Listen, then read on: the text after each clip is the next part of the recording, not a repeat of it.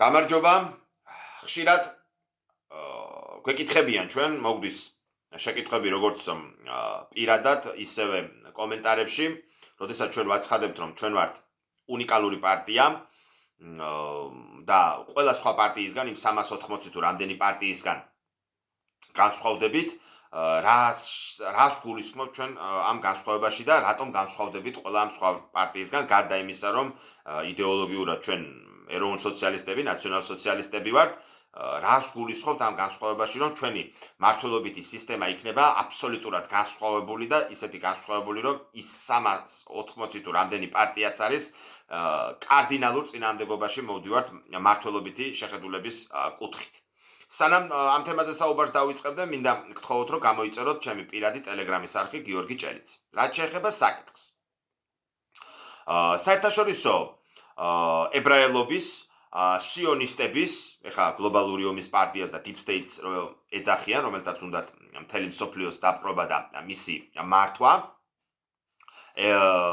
ხრიკი არის ცრუ დემოკრატიის დამკვიდრება სხვადასხვა ქვეყნებში და შემდეგ ამ ქვეყნების ხელში ჩაგდება დაპყრობა და დაპატრონება. რას გულისხმობ ცრუ დემოკრატიაში? ცრუ დემოკრატია ეს არის კენჭისყრით ხმათა უმრავლესობით გადაწყვეტილების მიღება.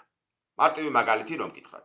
საქართველოს პარლამენტში 150 პარლამენტარიდან მაგალითად 15 არის ეკონომისტი, 20 სპორტსმენი, 10 მომღერალი, 40 ბიზნესმენი და ისინი კენჭისყრაში მონაწილეობას ღებულობენ და თქვათ გადაწყვეტილებას იღებენ საგარეო პოლიტიკის ან სამხედრო საკითხებთან დაკავშირებით. რაც არის სრული ანომალია, რომ ავიღოთ და ელვაამშენებელი ქართლის სპეციალისტებს კენჭისყრაში მონაწილეობა მივაღებინოთ, მაგრამ მაგალითად როგორ იქნება ნათურა.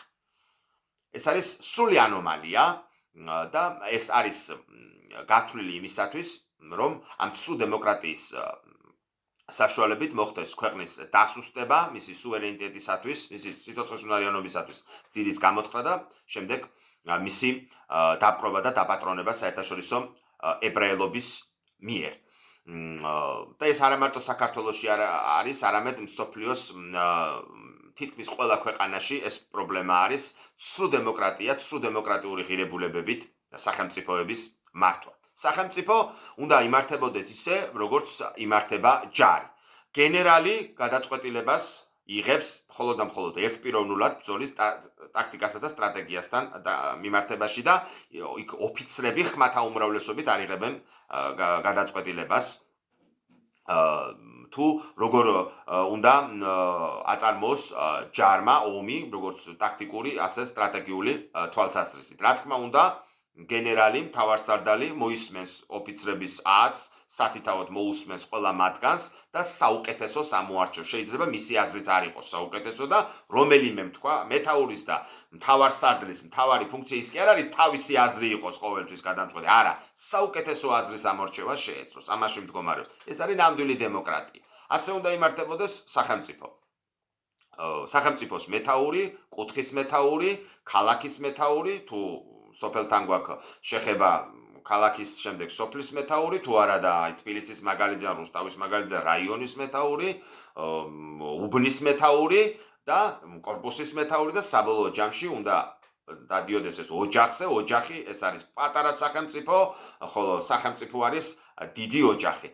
ოჯახშიც უნდა იყოს მამაკაცი, რომელიც იქნება მეთაური ოჯახის მამასახლისი ერქვა ამას ჩვენს ანტიკურ ისტორიაში, ჩვენს ძველ ისტორიაში და აი ესე უნდა იმართებოდეს სახელმწიფო. პარლამენტში უნდა იყოს მხოლოდ და მხოლოდ იურისტები, რომლებიც კონსტიტუციიდან გამომდინარე კანონებს მოიყვანენ კონსტიტუციასთან შესაბამისობაში. ეს იქნება ორგანული კანონები თუ ასე შემდეგ და ასე შემდეგ. პარლამენტში არაფერი არ ესაქმება არც სპორტსმენებს და არც მომღერლებს. სპორტსმენები უნდა იყვნენ სპორტის სამინისტროში, ეკონომისტები ეკონომიკის სამინისტროში, იქაც არანაირი კენჭისყრით თუ ხდება გადაწყვეტილების მიღება, ეს ნიშნავს, რომ პირდაპირ საერთაშორისო ებრაელი მართავს იქ სიტუაციას და ვითარება მიდის უბსკულისაკენ. საერთოდ უნდა ვიცოდეთ, მეგობრებო, რომ არასოდეს მასების დამსახურება არ ყოფილა სამყაროს პროგრესი და ცივილიზაციური განვითარება. კულტურაში, ხელოვნებაში, პოლიტიკაში, ყველა სფეროში მასას არასოდეს არაფერი არ შეუქმნია. ყოველთვის გვქონდათ ინდივიდები, წელები წერდნენ ნაწარმოებს, პოეტები ლექსებს, პოემებს, მხატვრები ხატავდნენ, მოქანდაკეები ქანდაკებას აკეთებდნენ, ესენი იყვნენ ინდივიდები. სადაც ხდება გადაწყვეტილების მიღება ხმათა უმრავლესობით, იქ პირდაპირ არის ცრუ დემოკრატია. ასევე ეხლა აუცილებლად უნდა ხაზი გაუსვათ იმას, რომ ხმის მიცემის უფლება ყველას არ უნდა კონდეს. დემოკრატიის აკვანში, საბერძნეთში და შემდეგ რომში ხმის მიცემის უფლება ყველას არ ქონია. ეხლა როგორც ჩვენს ქვეყანაში არის, რომ მეძავს და გენერალს თითო ხმის უფლება აქვს და ასე კომპლექტება სახელმწიფოს მმართველობა, ეს ასე არ უნდა იყოს, უნდა იყოს გარკვეული მოვალეობები, როგორც მამაკაცებისათვის, ისე ქალბატონებისათვის, რომლის შესრულების შემდეგ მათ მიენიჭებათ ხმის უფლება და არა ის რომ გახდა 18 წლის და წავიდა და არჩევნებზე და მისცა ხმა სახელმწიფოს მმართველის ასარჩევად, როდესაც გენერალმა 5 ომი გაიარა და 20 ჭრილობა და მასაც იგივე ერთი ხმის უფლება. ეს ასე არ უნდა იყოს ნამდვილად. ეს არის ცრუ დემოკრატია და როგორც გითხარით, ეს არის საერთაშორისო ებრაელობის სიონისტების მიერ დანერგილი ცრუ დემოკრატიული სისტემა, ცრუ დემოკრატიული ფასეულობები, რომლის საბოლოო მიზანი არის ის, რომ მუდმივად ქვეყანაში იყოს კოალიციური მმართველობები, აი როგორც ევროპაშია ხედავთ და შემდეგ რაღაც შეკოწიწება, ამ ხმათა უმრავლესობით გადაწყვეტილების მიღება, მე ამ კოალიციის დაშლა, მუდმივი არჩევნები, მუდმივი ქაოსი, ეს ასე არ უნდა იყოს.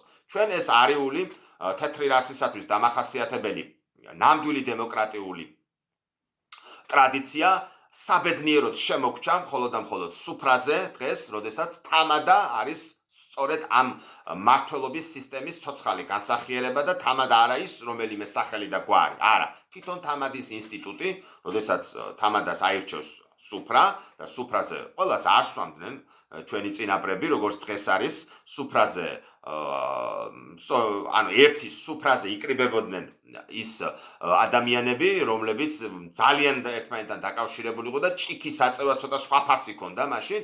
შემდეგ ის სუფრის წევრები აირჩევდნენ თამადას, რომელსაც ჰქონდა შეუვალი ავტორიტეტი, ის ნიშნავდა მოადგილეებს, თანაშემწეებს და წარმართავდა სუფრას.